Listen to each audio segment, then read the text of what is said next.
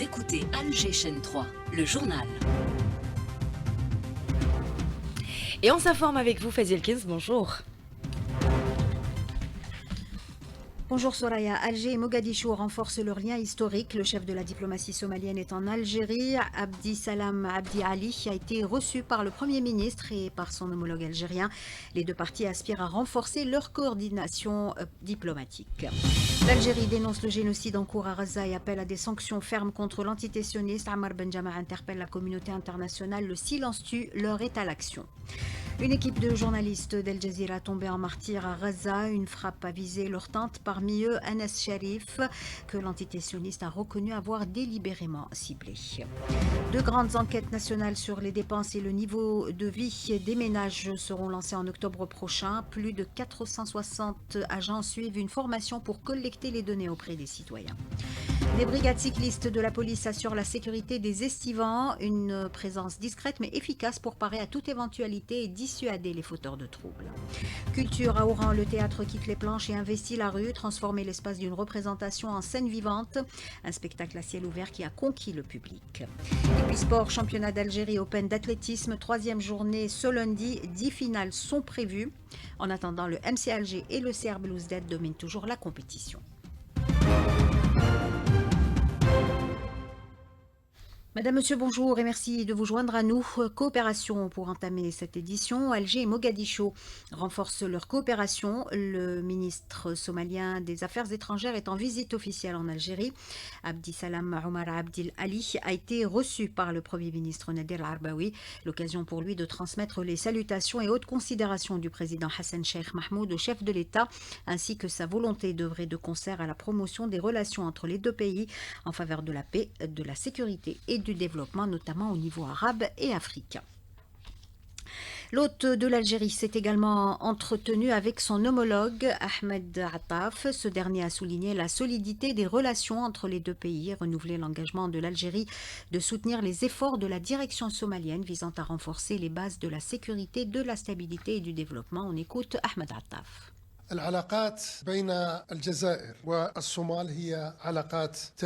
Les relations algéro-somaliennes sont historiques. Elles tirent leur force des valeurs qui nous unissent d'entente, de solidarité et de confiance mutuelle. L'attention que porte l'Algérie à la situation en Somalie ne s'est jamais arrêtée et cela s'est traduit par notre soutien pour que la Somalie retrouve la paix et la stabilité. Une position qui se reflète dans l'adhésion de l'Algérie à l'Union africaine et aux Nations unies pour soutenir la paix et la sécurité.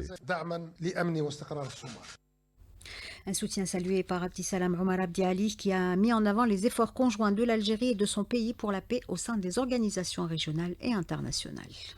الصومال والجزائر يقفان متحدين في سعيهما لتحقيق السلام. La Somalie et l'Algérie sont unis pour concrétiser la paix, la stabilité et les intérêts communs au sein des forums multilatéraux. L'Algérie et la Somalie sont membres au Conseil de sécurité de l'ONU et membres de l'Organisation islamique et l'Union africaine. C'est pour cette raison que je pense que nous avons une forte tribune pour défendre nos intérêts communs et ceux de notre région.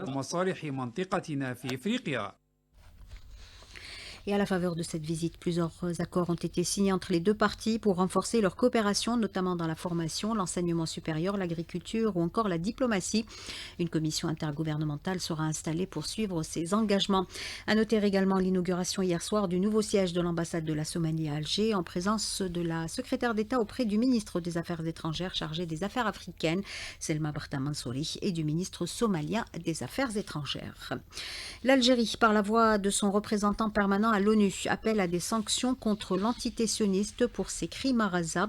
S'exprimant lors d'une réunion d'urgence du Conseil de sécurité, Ammar Benjama accuse l'occupant sioniste de mener une agression sauvage dans l'enclave et dénonce le projet sioniste de réoccuper totalement la bande de Gaza.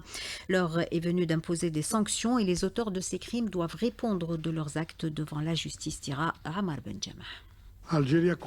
L'Algérie condamne avec la plus grande fermeté la décision des forces d'occupation de déplacer tous les habitants de la ville de Gaza et d'imposer un contrôle militaire total sur la bande. Elle dénonce également le blocus inhumain imposé à la population. Ce sont là des crimes de guerre et ceux qui tracent les contours de leur carte avec du sang ne doivent pas échapper à la justice. Celle-ci doit les nommer et les juger. L'objectif des autorités d'occupation est clair, expulser tout le peuple hors de sa patrie. Leur intention est qu'il n'y ait plus d'État palestinien Palestiniens. Plus de drapeaux, plus d'avenir. Mais les occupants oublient. La terre se souvient de ses enfants. Les Palestiniens ne renonceront jamais à leur patrie, ni à leurs droits. Nous croyons en leur résilience, tout comme nous croyons que Reza, blessé et ensanglanté, se relèvera un jour.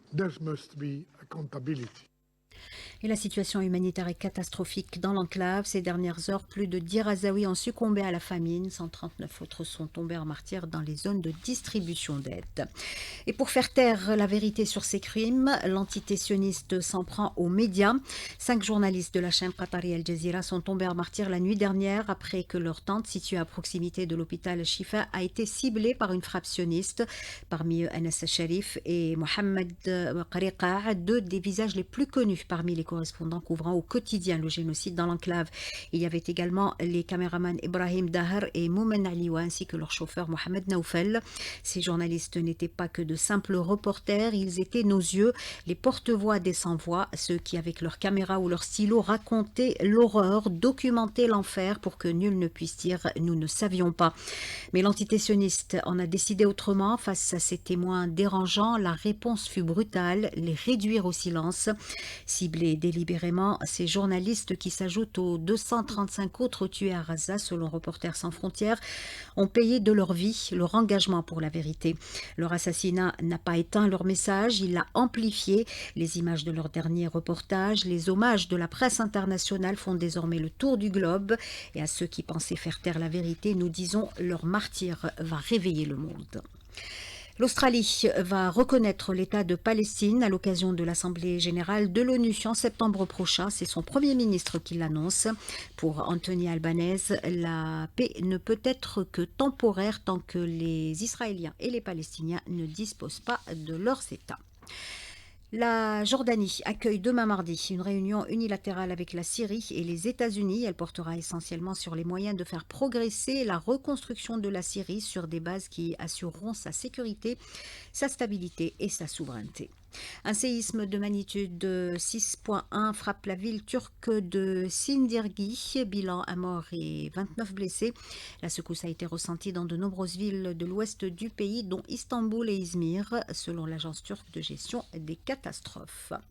Des dirigeants européens insistent pour que Kiev prenne part aux négociations entre Washington et Moscou avant le sommet de vendredi prochain en Alaska entre Donald Trump et Vladimir Poutine. Volodymyr Zelensky, qui rejette tout accord américano-russe à ses dépens, a exhorté ses alliés européens, également écartés des pourparlers, à adopter une approche commune. Le diplomate algérien Al-Arbi Latrache, désigné commissaire général de la 4e édition de la foire commerciale intra-africaine prévue début septembre prochain à Alger. Il sera assisté par 2 adjoints, Abdelkarim Baha, ambassadeur en Jordanie, et Messoud Mehila, ambassadeur au Mexique. Cette 4e édition de l'IATF 2025 constituera une nouvelle étape dans le processus d'intégration africaine, affirme le ministre de la Communication Mohamed Mazia, soulignant que cette manifestation symbolise une ambition continentale que l'Algérie entend assumer pleinement. 2 grandes enquêtes sur les dépenses et le niveau de vie des ménages seront lancées en octobre prochain. Plus de 460 superviseurs d'enquête suivent une formation pour collecter les données auprès des citoyens. Samir Alloun pour le détail.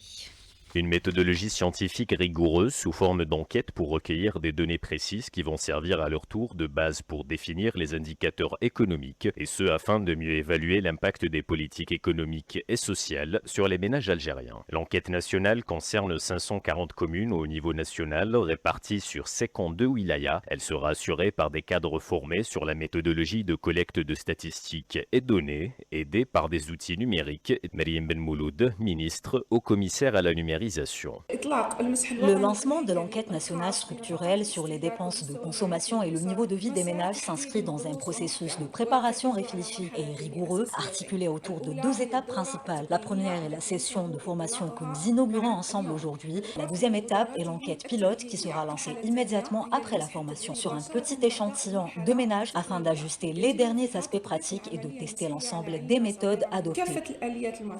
Les cadres en pleine formation aspirent à mettre à jour jour leur technique et connaissances à même de réussir cette opération d'envergure qui s'appuie sur la précision de chaque donnée recueillie. Nasser Belched, cadre à l'APC de Constantine. Nous sommes là des représentants, des cadres, des spécialistes en statistique pour faire une formation de 20 jours. Je viens du monde de la communication, de l'administration. Maintenant, on passe à un autre domaine concernant la numérisation en général, spécialement comment obtenir des statistiques concernant les ménages et les familles. Une formation qui se poursuivra jusqu'au 30 août prochain, suivie par une enquête pilote pour tester l'efficacité des techniques liées à la récolte de données afin d'optimiser l'efficacité de l'opération avant le déploiement officiel à grande échelle.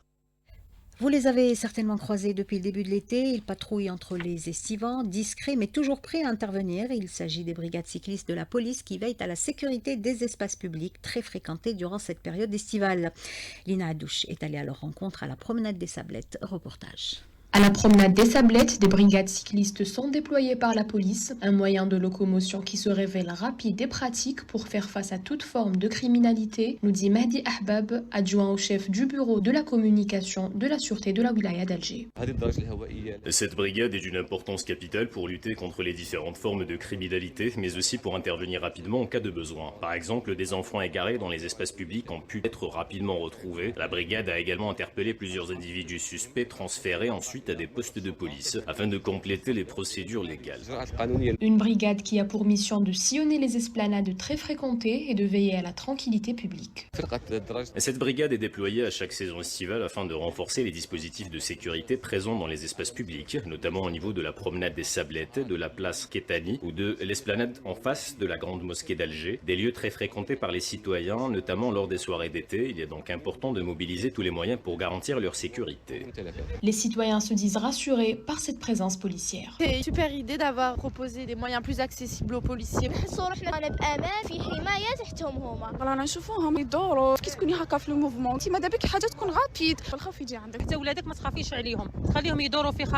le monde qu'il y a, c'est beaucoup plus pratique. Donc ouais, c'est vrai que c'est une bonne idée. À cette brigade cycliste s'ajoutent des unités en quad, toutes spécialisées dans la lutte contre l'insécurité urbaine. Du sport, championnat d'Algérie Open d'athlétisme, 3e journée ce lundi. 10 finales sont prévues ce soir. En attendant, le MC Alger, le CR Belouizdad domine toujours la compétition. Retour sur la journée d'hier avec notre spécialiste maison, Malik Louahla. Un statu quo à la tête du tableau des médailles entre l'EMC Alger et le CR Belouizdad avec 4 médailles d'or pour chaque club. Cette journée a été marquée par la victoire de Slimane Moula sur l'épreuve de 800 mètres avec un chrono d'1 minute 46 secondes et 47 centièmes. Slimane Moula qui se trouve en pleine préparation des mondiaux d'athlétisme nous parle de son nouveau sacre national. La course est facile, c'était une très bonne préparation avant les championnats du monde de Tokyo. Alhamdoulilah, donc ça fait un mois de record personnel, un 42 77, confirmé. Le deuxième diamant de Monaco, un 40-86. Inch'Allah, c'est un podium. Il y a eu également la victoire de la jeune Nesrine Abed du JSO Schlef sur 800 mètres dames qui a couru en 2 minutes 6 secondes et 49 centièmes. Et du côté des courses de haie, le 100 mètres féminin a été remporté par la Mouloudéenne Rahil Hamil en 13 secondes et 82 centièmes qui nous parle de son nouveau titre national. Je suis très contente de la médaille d'or après la blessure. J'attendais à mieux, mais satisfaite. Chez les messieurs, Amin Bouhanani a décroché un 5e titre national en 13 secondes et 64 centièmes. Par ailleurs, le concours du lancer du javelot masculin a été remporté par le sociétaire du NR Draria, Haytham Benoulaye, avec un jet à 62,27 mètres.